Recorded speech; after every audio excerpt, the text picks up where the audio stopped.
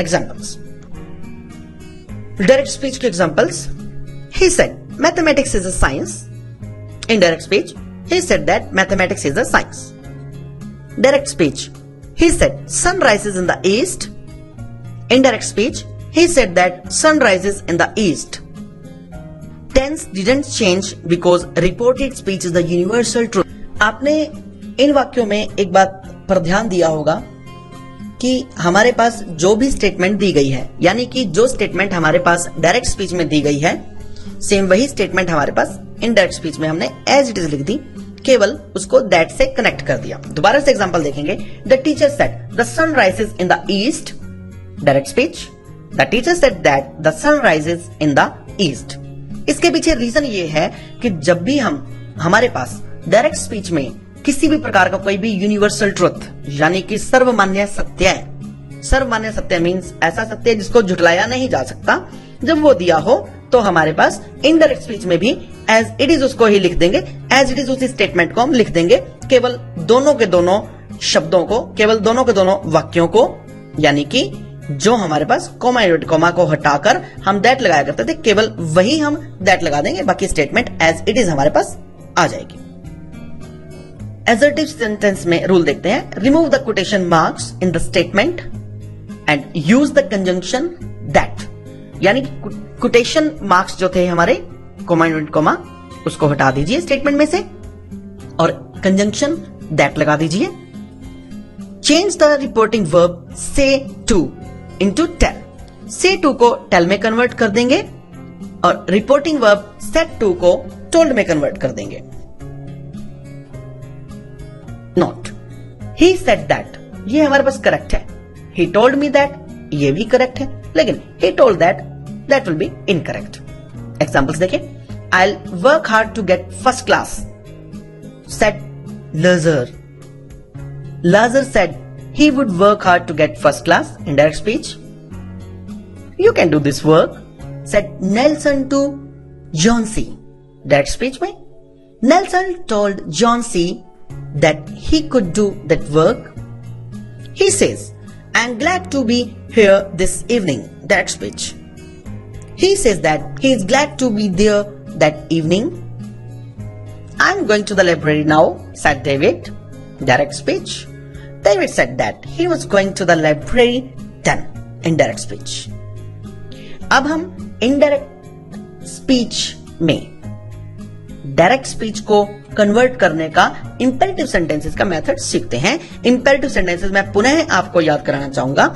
Imperative sentences वो sentences हुआ करते हैं जिनमें किसी भी प्रकार का कोई भी ऑर्डर दिया जाए, कोई रिक्वेस्ट की जाए या फिर कोई भी सजेशन दिया जाए, यानी कि कोई भी आदेश, कोई भी सुझाव या फिर किसी भी प्रकार की कोई भी प्रार्थना की जाए। इसके रूल्स क्या हैं? Remove the quotation mark in an imperative sentence, यानी कि इंपेरेटिव सेंटेंस के कोटेशन मार्क को हटा दिया जाए। Use to if it is an affirmative sentence. अगर ये अफर्मेटिव सेंटेंस है, यानी कि साधारण वाक्य है, तो वहां से हम टू हटा देंगे और निगेटिव में नॉट टू का प्रयोग कर देंगे if the sentence begins without don't. Don't use that, इसमें दैट का प्रयोग नहीं होगा।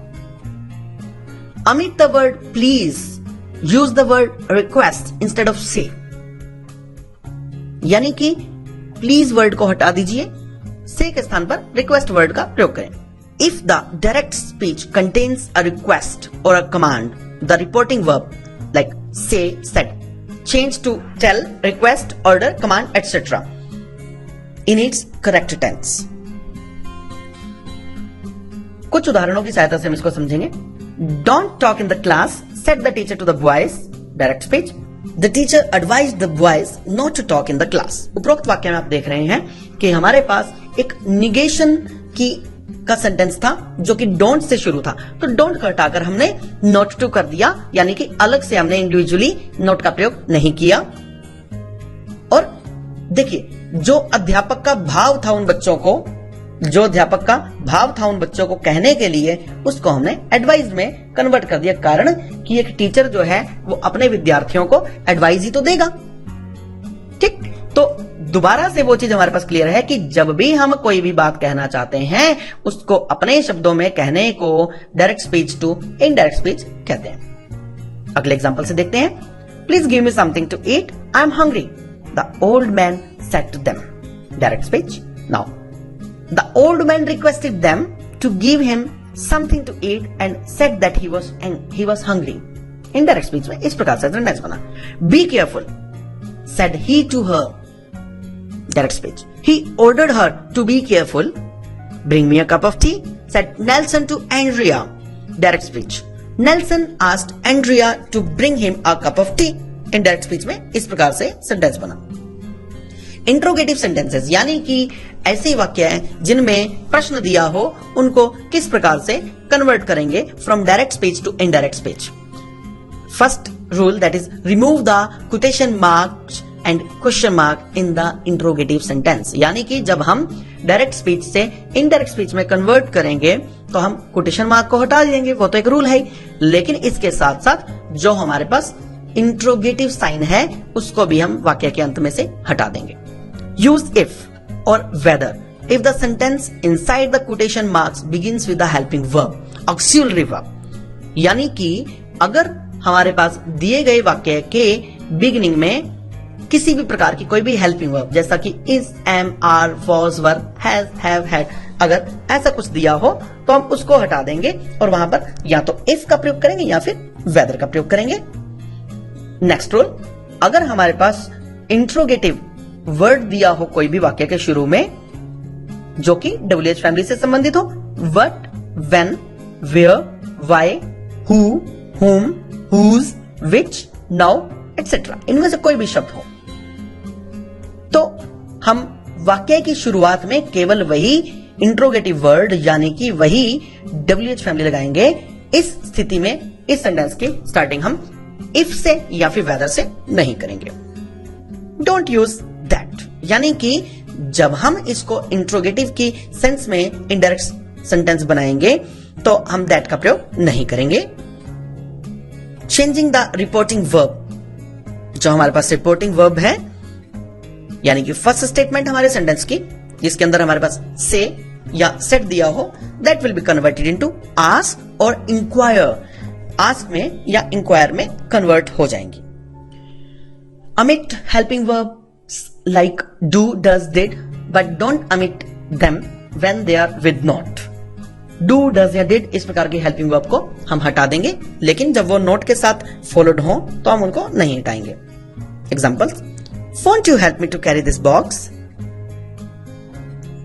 I said to my friend, direct speech. I asked my friend if he would not help me to carry that box. Mohan said to Stalin, why didn't you attend the meeting yesterday? Mohan asked Stalin why he had not attended the meeting the day before. How often do you go to the theater? Said David to John. David asked John how often he went to the theater. Muhammad said to Sultan, do you like mangoes? Muhammad asked Sultan if he liked mangoes. Now, अब हम एक WH family के part का अध्ययन करेंगे। WH family यानी कि वह परिवार जो कि प्रश्न पूछने के लिए प्रयोग किया जाता है, वह शब्द, उन शब्दों का समूह जो कि प्रश्न पूछने के लिए प्रयोग किया जाता है। पहले भी हम इनका यूज जो है करते आए हैं। आज हम अब डिस्कस करने जा रहे हैं use of which. Which means कौन सा या कौन सी। इसका हिंदी में शाब्दिक अर्थ है कौन सा या कौन सी या कौन से। ये किस चीज के लिए यूज हुआ करता है? इसका प्रयोग करते हैं to know about a selection, यानी कि किसी भी प्रकार के सिलेक्शन के लिए, चयन के लिए, कुछ चुनने के लिए। इसका फार्मूला है विच प्लस हेल्पिंग वर्ब, यानी कि वही हमारा सर्वमान्य फार्मूला जो कि मैक्सिमम WH फैमिली के तुरंत बाद हेल्पिंग वर्ब लगने वाला है। सेम वही फार्मूला हमारे पास यहां पर प्रयोग होगा। Which plus helping verb plus subject plus rest sentence plus question mark. Which is your house, तुम्हारा घर कौन सा है। विच इज योर शॉप, तुम्हारी दुकान कौन सी है। Which is your uncle, which class do you read, which was your book, which book do you like, which book are you reading on Monday, which class do you read in. इसको हम ऐसा भी बोल सकते हैं, in which class do you read, which book were they reading last some days, which toy did she like most? Which country the terrorist attacked? Which book had they purchased yesterday?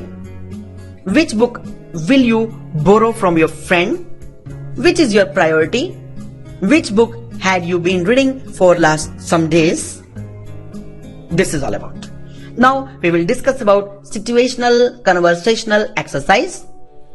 इसमें हम एक मित्र दूसरे मित्र से अगर कुछ पैसे उधार मांग रहा है तो उस सिचुएशन को दर्शाया गया, उस सिचुएशन को हम डिस्कस करने जा रहे हैं। इसमें हमारे पास दो कैरेक्टर हैं, एक कैरेक्टर सुधीर और दूसरा मित्र है Dev. Sudhir, hi Dev, how are you? Dev, I am fine thank you, what about you? Sudhir, same here, will you please do me a favour? यानी कि क्या तुम मेरी एक हेल्प करोगे, क्या तुम मेरी एक सहायता करोगे? देव, या, what is that? Sudhir, could you lend me rupees 200 only for purchasing books? Dev, okay, no problem, take it. Sudhir, thanks a lot. Dev, you are welcome. Conversation between doctor and patient. व्यक्ति को बीमार होने पर doctor के पास जाना ही पड़ता है, इसलिए हमने डॉक्टर और पेशेंट के बीच की भी एक सिचुएशन यहां पर डाली। Doctor, how can I help you? यानी मैं आपकी किसी प्रकार से सहायता कर सकता हूं। Patient, I am not feeling well. Doctor, for how long? कितने समय से? Patient, since yester eve. Doctor, what is the problem? Patient, I am suffering from continuous headache and fever. Doctor, do you have cold also? Patient, yes doctor.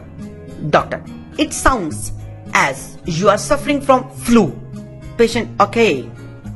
Doctor, see here, take the medicine for 2 days and come after 2 days for health examining. Patient, okay doctor, thank you. Doctor, okay, get early recovery.